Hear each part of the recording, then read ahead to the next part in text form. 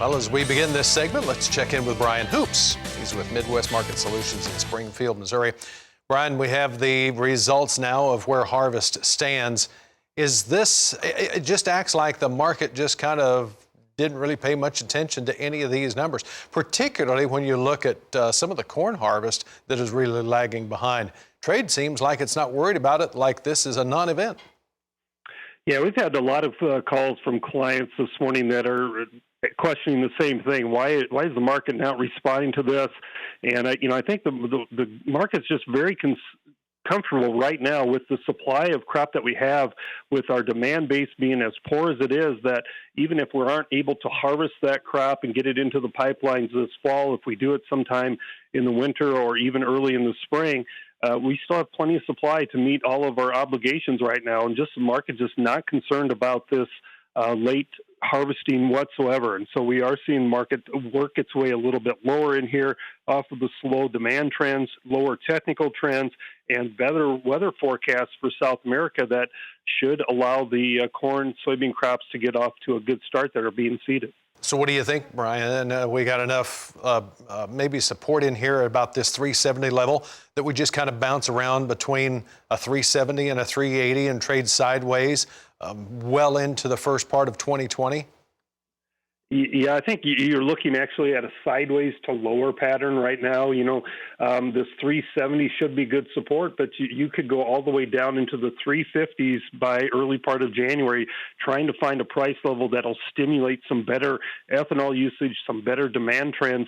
We saw export inspections out yesterday that were a much better number than the prior week, but it was still well below what is needed to meet the USDA forecast. Right now, we need to average over 33 bushels per week, and everybody got excited at a 20 bushel inspection number, and that's not anywhere close to what we need to be. So we're going to have to work our way a little bit lower and try and stimulate some demand. January soybeans down 2.5, 914.5, March down 2.5. A lot of these contracts all down 2.5. Your thoughts on the beans? Well, South American weather is improving, and that's what the key focus is right now. We've had better demand for soybeans, but that could start to fade if we get a big crop out of Brazil and out of Argentina. The market here is looking at a downtrending market. This is the lowest that soybeans have traded to since September the 30th. And so, the market is really starting to get comfortable with the crop size in South America and the fact that we have not reached an agreement with China, and comments from the White House yesterday do not look like it's going to happen anytime soon. President Trump's willing to put more tariffs in place if that agreement is not signed, and the market is on the defensive as a result. Okay, Chicago wheat market, it's on the weaker side here today as well, although getting close to the lows again. We're a penny away from the low now, 509.5 on the December Chicago wheat. That's down 7.5 cents. And we're down 7.25 cents in the December Kansas City wheat market at 431.5. Again, just a penny off the low.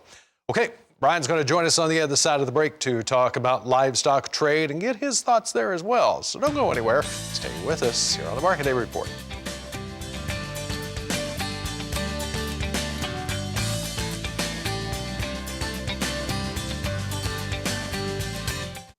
Back to our discussion with Brian Hoops about the livestock this time. Over here, we've got a little bit of a weaker start to the day in this live cattle, Brian. Now we're just kind of waiting to see. I haven't checked it here lately. Fed Cattle Exchange, that should be coming up here pretty quick. But it just seems like the bids and the offers, everything was very, very quiet up to this point. Think we'll wait until later in the week, or are you hearing anything? Well, yeah, the auction didn't really tell us much. They had 1,393 head for sale in 7 lots. And they were asking about 116 to 117 in Nebraska, and that was a price that was turned down last week, and it went unsold again this week. There was also a lot in Kansas that was asking 117. That went unsold.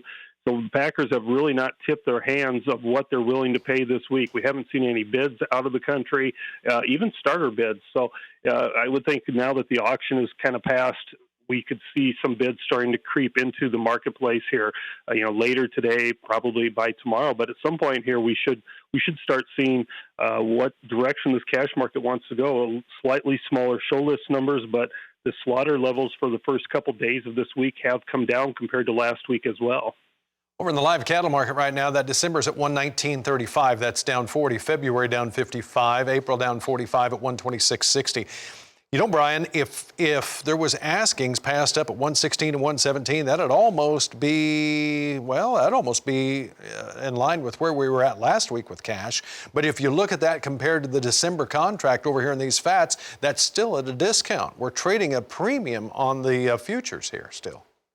Yeah, we certainly are, and we're going to continue to trade that premium, I think, here for some time. The market's trying to anticipate that we will have, better, higher cash trade in the future. All right, over in the feeder cattle market, now that's weaker also. November down $1.05.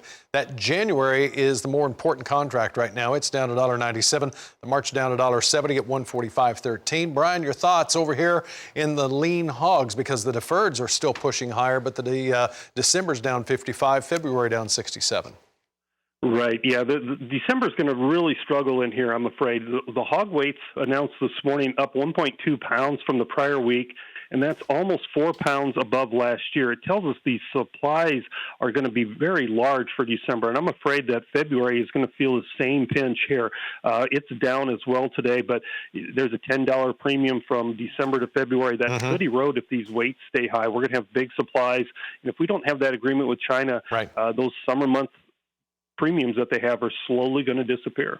Okay, Brian, thank you very much. Appreciate it. Thank Brian you. Hoops is with Midwest Market Solutions, Springfield, Missouri, your home state. A place where they got a little bit of snow and ice this week. Ooh. Yeah. Okay. Thanks, John.